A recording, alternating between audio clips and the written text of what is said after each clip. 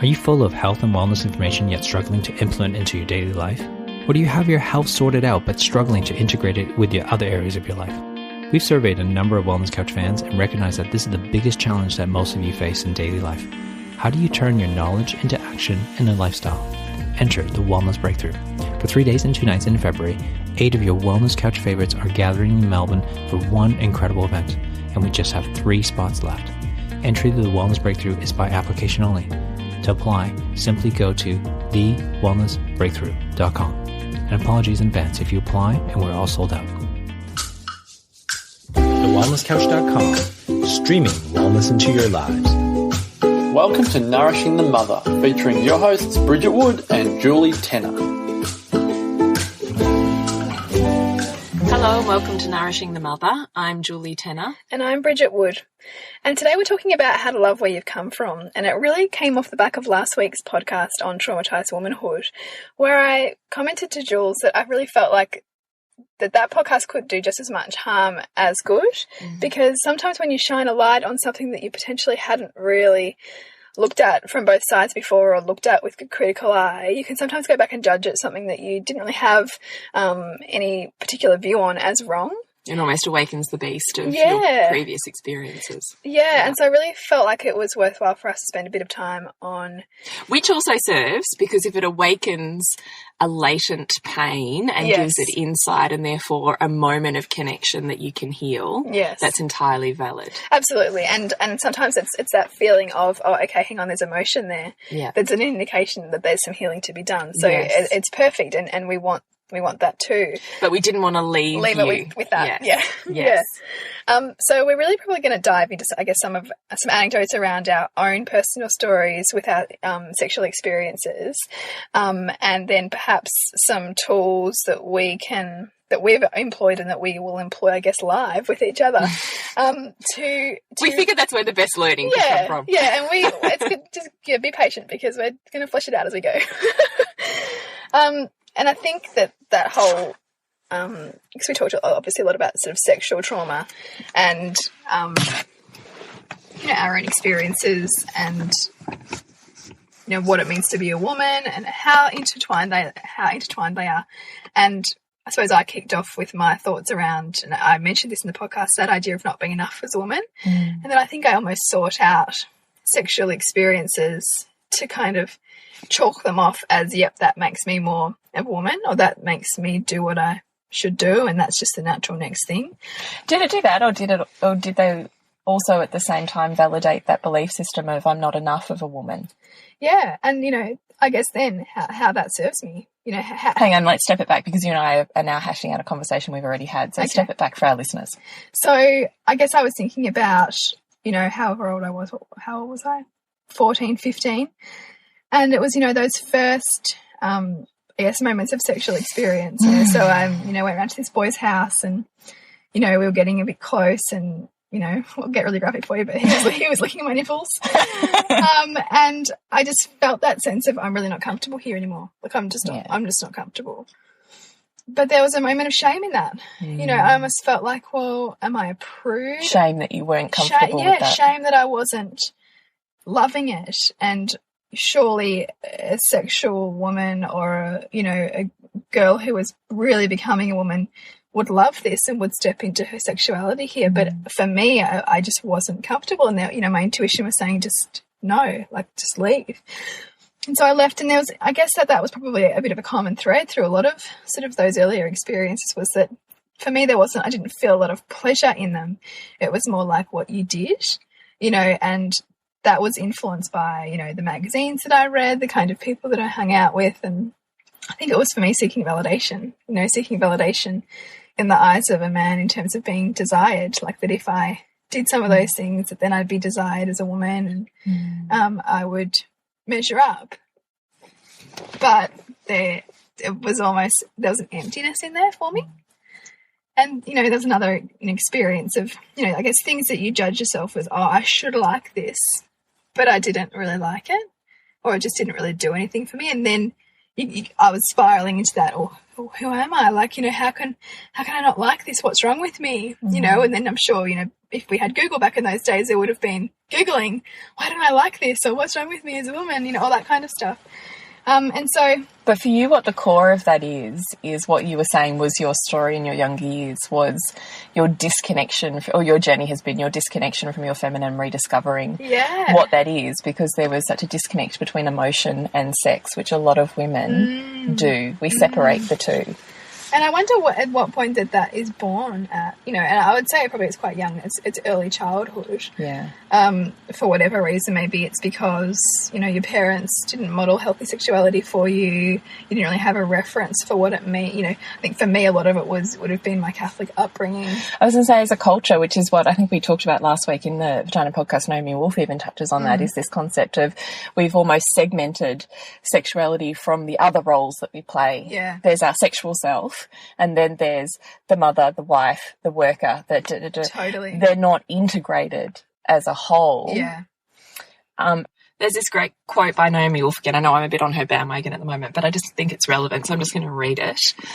The sexual revolutionaries of the 1960s, including advocates for adult materials such as Hugh Hefner and Al Goldstein, represented porn to us as a great social radicalizer. But a nation of masturbating people who are looking at screens rather than at one another, who are consuming sex like any other product, and who are rewiring their brains to find less and less abandon and joy in the arms of another, and to bond more and more with pixels, is a subjugated, not a liberated population. The model of the feminist vulva and vagina, joined eventually by pornography's elaboration of this model, was the one that was formative for women of my generation. The vagina and vulva were primarily understood as mediating sexual pleasure. What was important was technique, one's own masturbatory technique, and the skills one taught to a partner. Feminists and pornographers alike defined the vagina and vulva in terms of the mechanisms of orgasm. But while technique is important, this model leaves a great deal out of the meaning of the vagina and vulva. It leaves out the connections to the vagina of spirituality and poetry, art and mysticism, and the context of a relationship in which orgasm may or may not be taking place. It certainly leaves behind the larger questions of the quality of a masturbating woman's relationship to herself. And it goes on, but essentially what it's talking about is that connection to the emotion, to the deeper joy and sexual excitement that is not necessarily physical, which is what you're talking about. Yeah, it really talks to that, and I guess that hits the nail on the head, you know, for me too, is that, you know, my reference point was outside of myself. It was what the Dolly or Girlfriend magazine was saying, or the Cleo, or the Costco. And that's where pornography and that sexual revolution did not serve us. Yeah. Because it almost separated sexuality, that this is what it was to be an empowered sexual woman. Yeah. But it left out, it's such a male version of that it left out what is actually the most orgasmic part of a woman's life, is the mental, emotional aspect of orgasm, which is actually where the gold is for rendering the extended massive orgasm, right? Yeah, which I've got to read that book. I know you've really got to read that book. But it's such a fascinating way to go back and look at things. And you know, also I think, you know, which is what we had in our conversation, that idea of not going back and judging differently something and then labeling it as bad or wrong, and, you know, adding a whole lot of baggage to it that potentially wasn't there, but rather asking ourselves in that exact moment, or in that event, what was the benefit to me? You know, how did it help me grow? So maybe we'll talk about that, because that came off of. So we'll talk about. Well, do you want to break yours apart? Yeah. So you were saying, hang on, let's work it back. So you were saying you can see your formative sexual years as almost ingraining in you a separation or a shut off between emotion, because you almost have to shut your awkward emotions off to allow yourself to be sexual, because that's what you needed to do. Yes. Right? Yeah. So you're almost in a way training yourself and your body that in order to be a woman and in order to have sexual experiences, I shut off the feelings that I have, which are, this isn't okay, this is hitting a boundary, I'm not feeling good here. You shut off that part in order to do that act. Yeah. Right? Yeah. But then that's been the wiring, that's been your journey of trying to uncover that to then have a more meaningful life with a partner that you love. Yeah. And I guess, I can see exactly why I've had PCOS, which is polycystic ovarian syndrome, which is at an emotional level linked to not feeling enough as a woman. Like tick, tick, tick. It all just kind of builds on the other, doesn't it? Absolutely. And, that's really been my whole journey in the last probably 6 or 7 years, has been to uncover a way of, healing that with consciousness, through conscious intention, which began with the foods that I ate, but really moved past that into this emotional stuff, understanding my story, going back and healing some of those things, and some of that work has involved just seeing the patterns in my sexual experiences and what they are, to understand my reactions and my own emotional charges around them, to go in and heal them. Part of that, because part of my challenge was I remember going back, I think when I was 18 or 19, saying to my GP, like, I just can't orgasm. Like, I just haven't been able to orgasm. My GP saying, oh, just have a few drinks and just help you relax. Thanks, good old GP. Oh, my God. Is that the best we can do for our young women in this culture? Yeah. And, that's another time I read this wonderful book called Taking Charge of Your Fertility. And I was just like, oh, my God, I'm 25 reading a book that I should have read when I was 13. Yeah. And it was all about understanding your cycles, but yet what do? We give girls tampons and pads and go, here you go, chuck them on the pill at 16. That's what happened to me. And it's just, a process of what I see as dissociating with our very essence of that who we are as women. So when you say you've done the work and you've gone back, can you sort of break those tools down a bit? So when you're looking at how do I reconnect, like, because you were coming at it from a fertility perspective with PCOS, that disconnection of the emotional, the feminine for you from your woman sexual self, is how do you start to put those pieces back together? Well, I think it's still a process, and even this conversation makes me realise that there's still things that I'm uncomfortable about, or things that I haven't gone back and fully looked at and, I guess equilibrated for myself. But the big thing for me was exploring my body and getting comfortable with looking at myself in the mirror, which is what we talked about a couple of weeks ago. Yeah. And learning how to pleasure myself, which I'd never done before. And were the layers of emotion for you to work through before you could get to the physical act of that? No,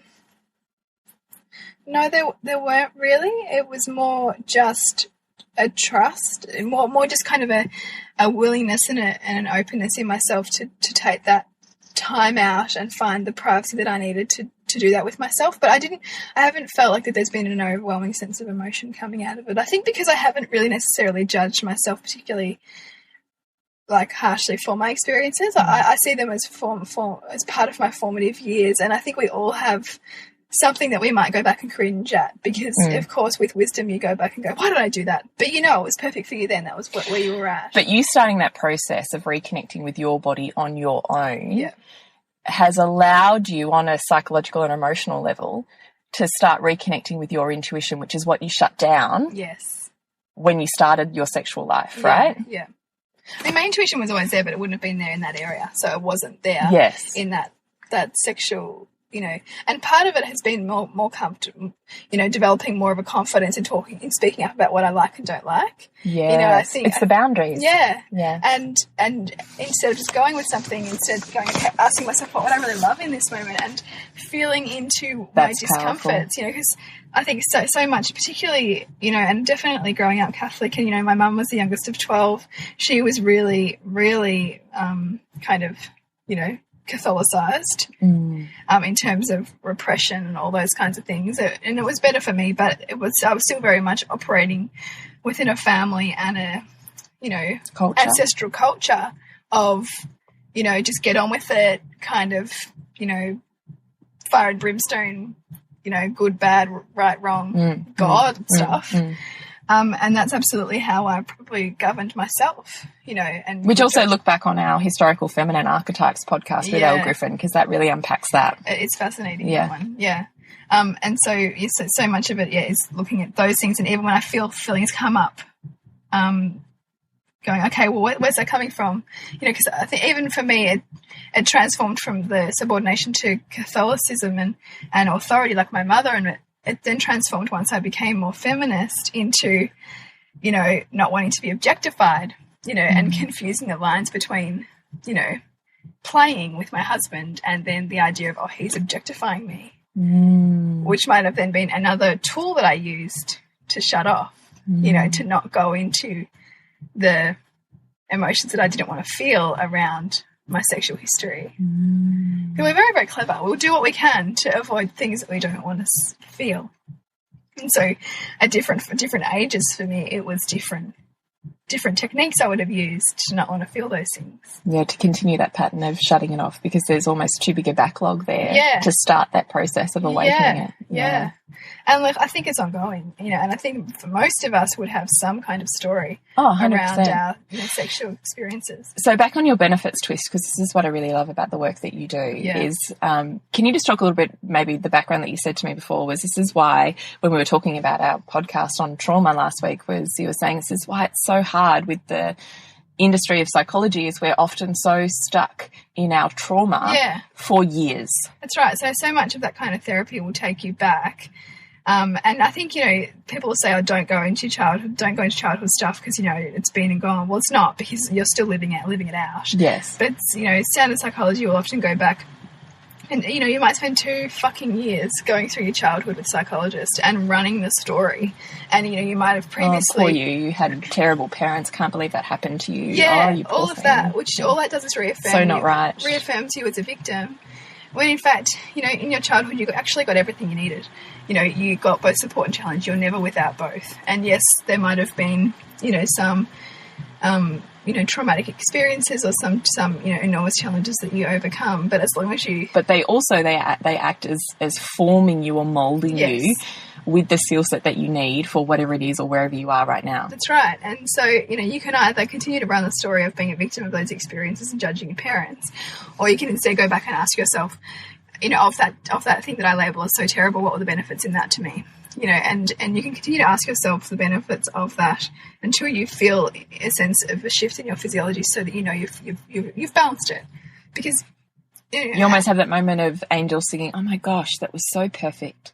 I'm almost kind of happy I went through that, because I totally see how now I have this skill set, or now I'm this person because of that, or in spite of that. That's right. You know, and like life's not supposed to be some linear sweet road to, you know, success.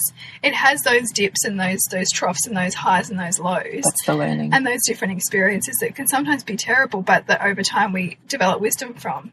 You know, really why, you know, you want to get into the habit of balancing your perceptions in the moment or close to the moment, is it so you can gain the wisdom sooner rather than later. You know, you're not having to wait 2, 5, 10, 15 years to find the wisdom in something. Yes, and that's the whole point of our retreats. I mean, that's basically what you open up our retreats with. Yes. Is why wait, you know, for a lifetime for the wisdom when you can, with particular tools, have it now. That's right.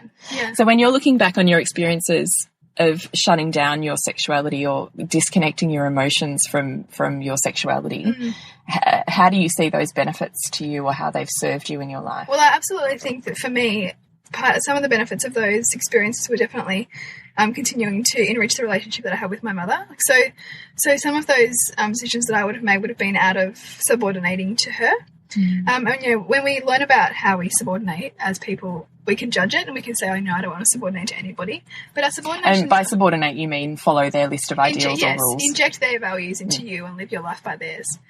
And, you know, so we can judge that and say it's wrong. But in fact, you know, that for me in that time of my life really helped me to cement a really rich connection with my mother, which I still have today. You know, and it really helped to guide me. So, you know, while I might judge that, you know, maybe I didn't do things I really wanted to do, or I didn't feel into, you know, the emotion of why I wasn't wanting to experience those sexual things, potentially I also kept myself a little bit safer, you know, because I was stopping myself before I felt truly comfortable in things because of what my mother might have thought. Well, how did that keep me safe? You know, did that help guide me away from, you know, some potentially more traumatic experiences by having that, you know, those rules that I was living by, in inverted commas. I think it, you know, gave me more.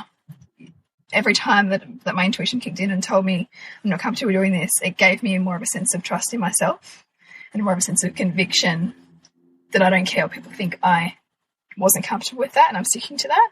You know, it started to build my own reserve of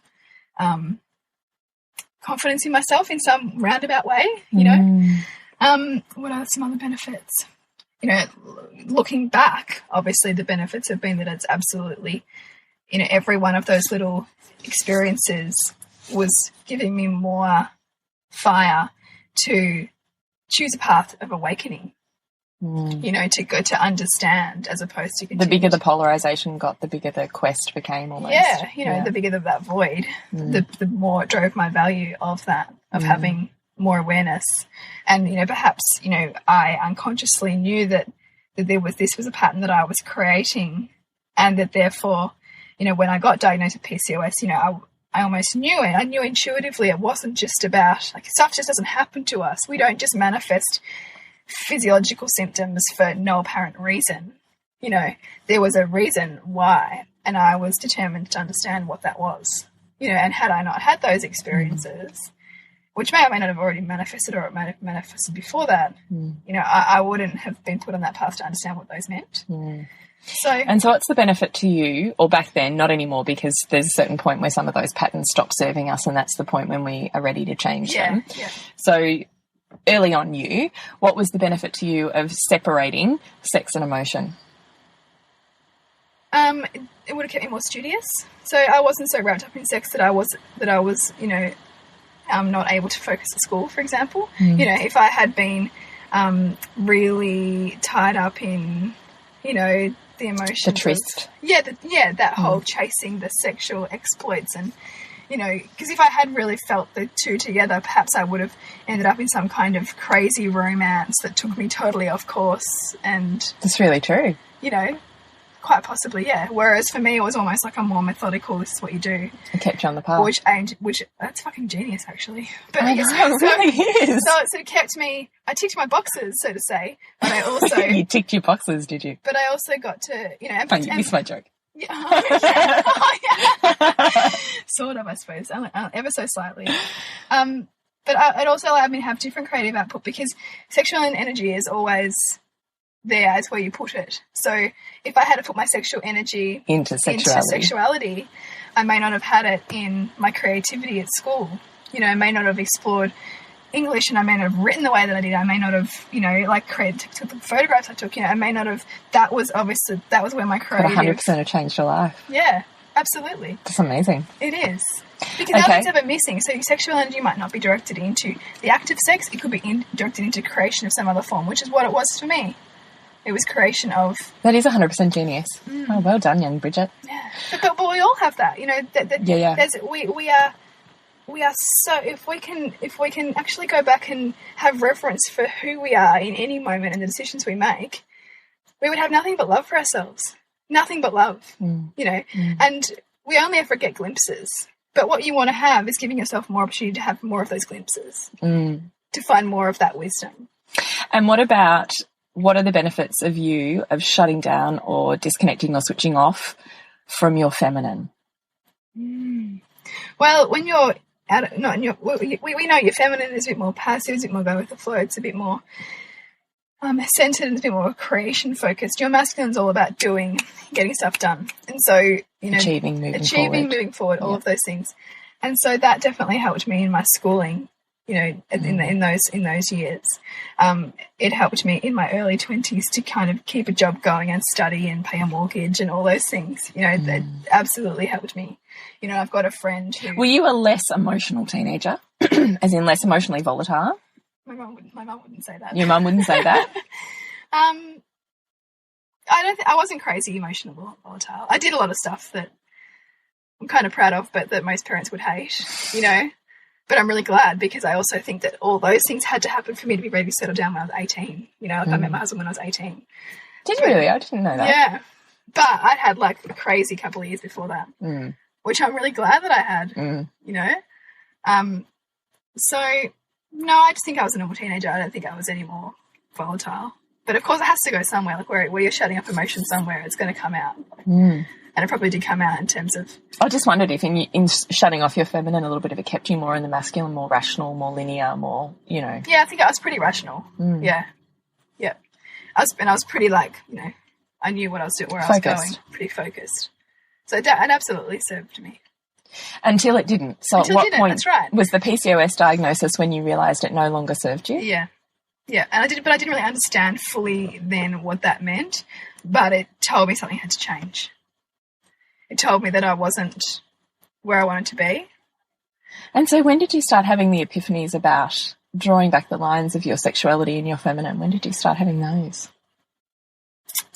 God. Relatively recently, a couple of years. Couple of years. I think it probably it was more clear when, you know, it would have even been like after doing all the right things and eating all the right foods, for example, but nothing was changing. And that's when I knew the deep work had to be done, that there was more there. It wasn't simply just what I'm eating. It was far bigger than that. And that was when I understood that there was deeper emotional work. I think ultimately becoming a parent was absolutely like, wow, I've got some shit to deal with kind of, you know, scenario. And I think because I had such a strong intention to do that consciously, particularly after having had a miscarriage when I had my son, which was, you know, perfect now that I can see it, because it gave me that intention that I wanted to have as a parent, which then meant that the courses I took, you know, the studies that I did altered the course of that. That's right. Yeah. Look back on our miscarriage podcast. Yeah, our miscarriage podcast is a interesting one.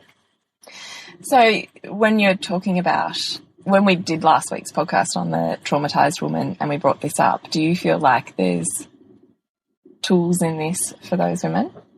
Yeah, I think there is. I think it's just trying to take a broader perspective. So rather than going in and judging in that exact moment whatever experience is happening to you, feeling the emotion, because you cannot heal what you can't feel. You know, there's emotions are there as feedback to you.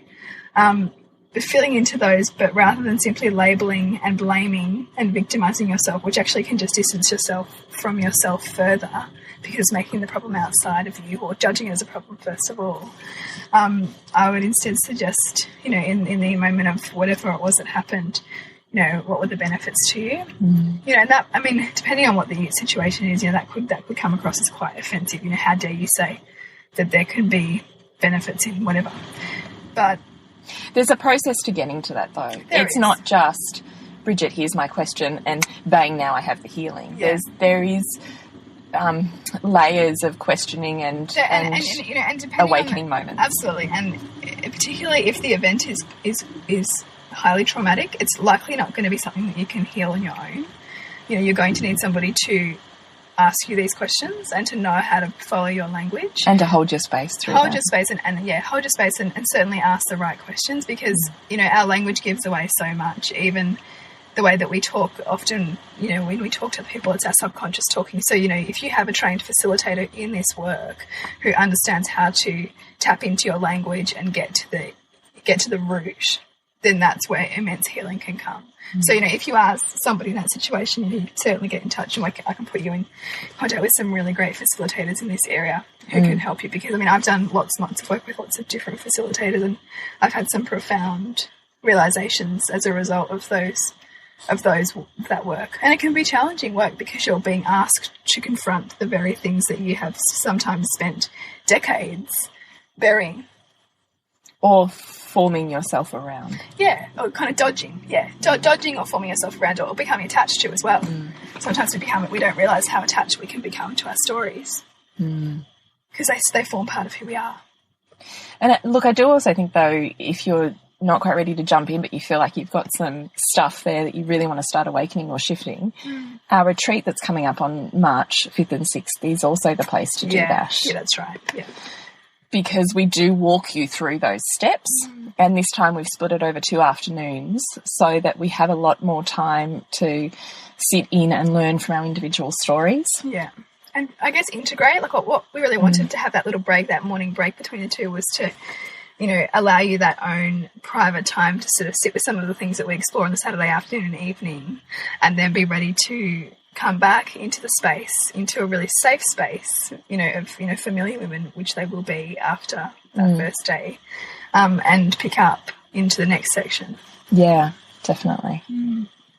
So, Jules, now I really want to explore your own story, you know, in your formative years, because I know it is different to my own and hopefully will resonate with, you know, other people who are listening. Yeah, it's quite funny actually, because it's almost the polar opposite, which is kind of totally perfect, isn't it? Yeah. And it wasn't until we did the traumatized womanhood podcast that I started to do. That's how we got onto this topic conversation, because I started to leap backwards and I went, oh my God, I've just realised the trauma I inflicted on my own vagina by choosing certain situations or choosing not to exit other situations in my formative years was I actually inadvertently trying to disconnect or fuck myself in the head by, well, that's quite funny, fucking myself somewhere else. Sorry, it's not funny at all. It's really not funny, but it is. But we also use humour around uncomfortable things, don't we? That's true. Look at me. I've become giggly. There clearly is some shit there. Yeah. So let's think. Okay, so my first foray into sexuality was actually divine. I had a beautiful boyfriend who I was madly in love with, and it was incredibly beautiful, respectful, and gentle. It was lovely. It sounds magical. It really was. It is the experience that I would want my daughters to start life with, because it really was very loved up as opposed to being traumatic. But so let's see, I had that was I was about 17, I think, which is, I suppose, quite late. It's a bit later than you. So I wonder if also that's the difference between the emotional connection and disconnection, that couple of years. Yeah, possibly. Yeah. But then at the same time, my dad was diagnosed with cancer, or had been living with cancer. And so I split up from my boyfriend. There's a whole lot of stuff going on at home with a dad that was dying. And so I started to party really hard and just thought the route to my own liberation or freedom as a woman was by being promiscuous. Was by having one night stands was the cool way, or the way that I proved, who knows, to myself or to those around me, that I was an independent, sexually liberated woman.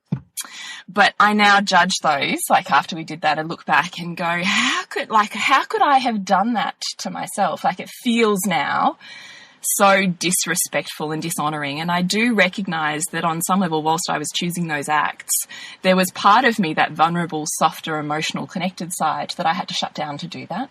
Or that I expected myself to shut down in order to do that. And then that moved on to, once my dad passed away, it was pretty messy. And my mum was a total mess, you know, in that time. And had got to the point where I physically couldn't cry within my house. Like, physically couldn't even do it. Like, not even just felt like I couldn't cry. There wasn't, like, physically couldn't actually shed a tear within my house. So then I realised what I did was I chose a boyfriend that could punish me, that could make me feel pain as a relief, I think, is what I did. But I also think now, having read Naomi Wolf's stuff, is I wonder if on some really deep unconscious level, I knew that I couldn't seek help. No, I didn't know what help I needed. I mean, I'm 19. What do you even do with that? I don't know. If you don't have the support around you, where is that going to go? So I chose a partner that could punish me physically and sexually. And I wonder if on some level I was really trying to rewire my brain, or, shut down or disconnect on a spiritual or psychological level by traumatizing my body and my vagina physically. I wonder. I don't know. After we did that podcast, I kind of said to you, I've just had this moment, I wonder if that's what I was trying to do. That it was more than just wanting to be punished and feel pain. It was deeper than that. Yeah, well, there would have been some driver, you know, as a result of losing your dad, that you almost felt like you needed, in some way, some kind of strange almost cleanse from that, but in a almost aggressive way. Yes. You know, it's what it sounds like. Yes. And was 100% overpowered. So I wonder also if I needed the power shift. So you were feeling really underpowered at that time in your life, and you were seeking somebody to come in and... Yeah, I wonder if, but more than that I was overly controlled because my mother was who she was and the way that she handled the trauma of my dad when he was diagnosed and I was, 14 or 15, it was like overnight I lost, in inverted commas, 2 parents. They kind of evaporated emotionally. Yeah. So in essence, I felt like, I don't think my mum would ever see it that way, but I felt like I was raising not only myself through those formative years, but also my younger sister.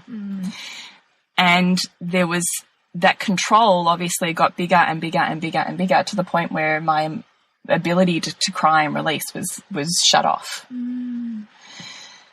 So I kind of wonder if I was in such a deep level of control that I was looking for someone to control me, or that I didn't have to. Or that you were so sick of having to control everything else that you almost wanted to be submissive to somebody else for once. Yeah. That you almost wanted to have someone else run you because you were sick of running everything else. Yeah, but I still haven't totally figured out why did I choose a sexual relationship for that? But then I wonder if that's kind of ties back into last week's with Naomi Wolf's stuff about the essence of what the vagina represents spiritually and emotionally and psychologically for a woman. It's her essence. So perhaps I chose that to really be very deep. And 2, why did I choose pain as opposed to, I don't know. I'm still not totally sure about it. Well, I think you probably knew intuitively that there also comes some pleasure with pain. You know, that in pain there is also a pleasure that you can derive from that.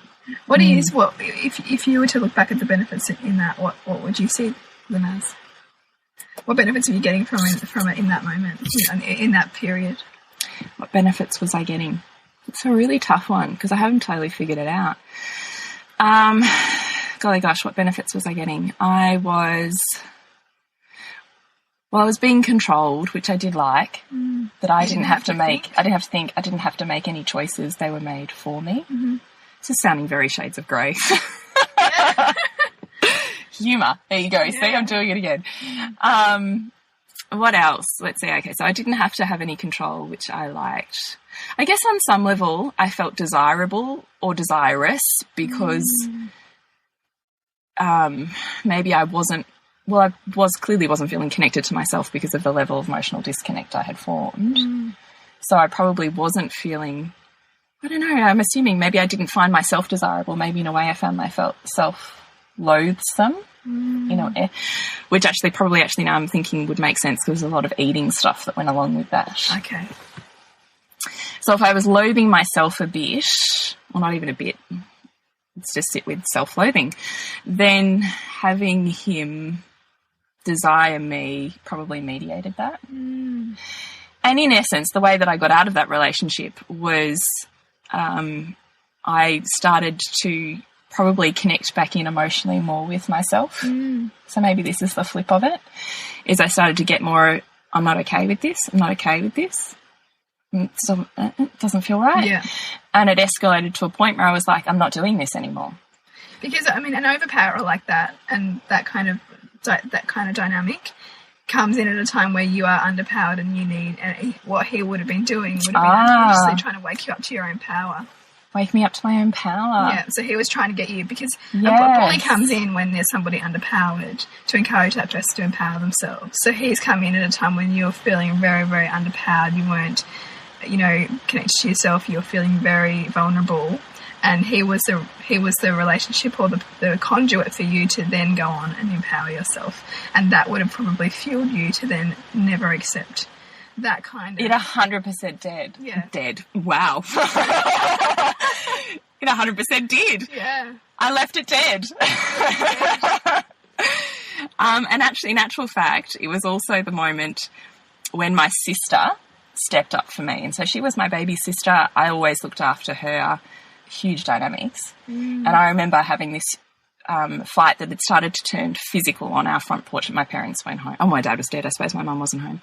That had started to turn physical because I had decided that was it. This was the time I was ceasing the relationship. And, of course, he wasn't going to let that happen. Yeah, yeah. And it had started to turn physical. And I remember my sister, who was younger than me, right? So I'm 19. She's like 17, bursting out of the house. And she was like a tirade, like a woman 100%, and she's a tiny little thing, 100% in her power. And I can just remember her coming between him and I, and she's got her finger up in his face and she's all over him, and he left. Wow. So that strengthened at that time. Probably that served her too, didn't it? Because she awakened had to been, her own. yeah, she'd been underpowered and probably undermined by me as well. And all of a sudden our dynamic was flipped. She was able to stand up and look after her big sister. Yes. And it definitely created a tie for me with her on another level that wasn't almost like a parent-child. It was different, which is what it had been. A new understanding with her. Yeah, a new relationship, a new connection when it had been so much more of a parent-child or you're a nuisance in my life. So do you find that the more benefits you're able to see of this and the more you're able I'm to having epiphanies, I have to say. But are you able to see that it starts to equilibrate your perceptions to shift from something being entirely bad to something having layers of grey? Oh, 100%. And beyond layers of grey / say shades of grey, just levels of gratitude that it had to be that way. Yeah. Of course, I had to have, now that you're saying it, the overpower to awaken me to what my power was. Of course. And from then on, from that moment, my power has increased. I've never looked back. needed that again. I've never needed it again. No. And in fact, I've always referenced that as the point of turning point for you. Never going back.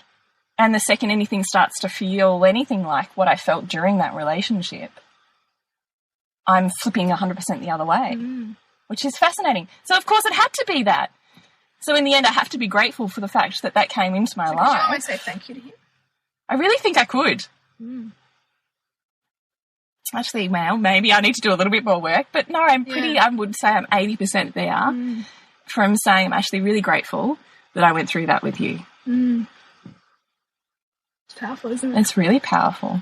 And how much more powerful as opposed to sitting there and going, oh, poor me, and, you know, how are you feeling in that situation? Like how much more powerful to actually go, universally, that's so powerful that I called that into my life.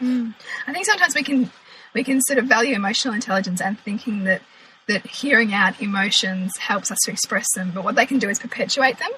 You know, you can actually perpetuate a story and an emotion without giving voice to the other side of that event, which was always there but was not there in our own perceptions because of our view of the world.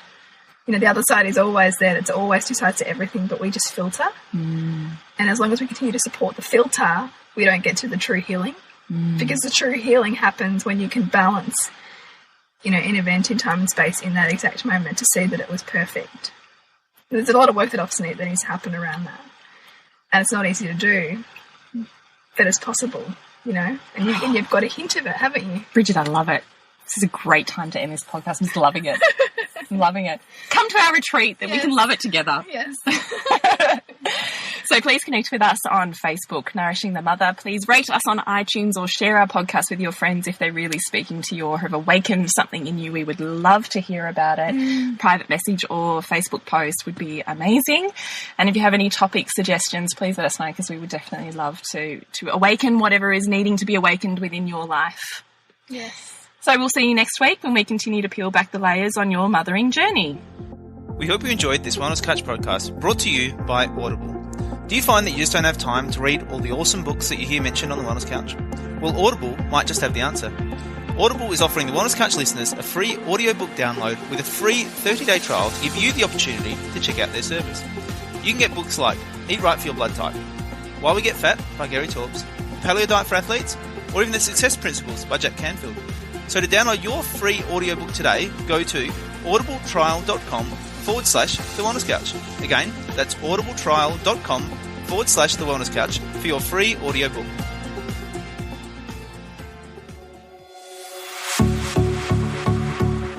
This has been a production of TheWellnessCouch.com. Check us out on Facebook and join in the conversation on Facebook.com/The Wellness Couch. Subscribe to each show on iTunes and check us out on Twitter.